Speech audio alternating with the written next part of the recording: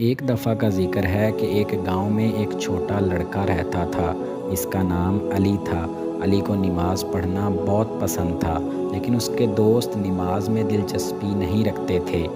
ایک دن علی نے اپنے دوستوں سے کہا، آؤ ہم سب مل کر مسجد چلتے ہیں اور نماز پڑھتے ہیں۔ علی کے دوستوں نے ہنستے ہوئے جواب دیا، نماز پڑھنے میں کیا مزہ ہے، ہم تو کھیل کود کریں گے۔ علی نے کہا، نماز پڑھنے سے اللہ خوش ہوتا ہے اور ہمیں سکون ملتا ہے۔ لیکن اس کے دوست نہیں مانے۔ علی نے تنہا ہی مسجد جانے کا فیصلہ کیا۔ جب وہ مسجد پہنچا تو اس نے دیکھا کہ وہاں بہت سے لوگ نماز پڑھ رہے ہیں۔ علی نے بھی ان کے ساتھ نماز پڑھی۔ نماز ختم ہونے کے بعد علی کو بہت سکون محسوس ہوا۔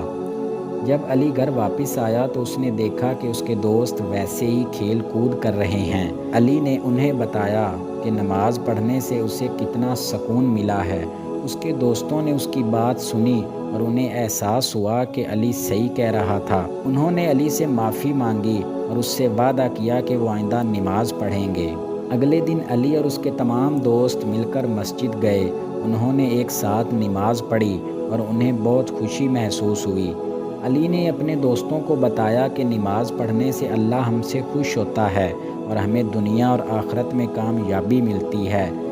دوستو، یہ کہانی ہمیں سکھاتی ہے کہ ہمیں ہمیشہ اچھی باتوں کی طرف لوگوں کو دعوت دینی چاہیے اور اللہ کی عبادت کرنی چاہیے۔ اللہ ہمیں نیک کاموں کا اجر ضرور دیتا ہے۔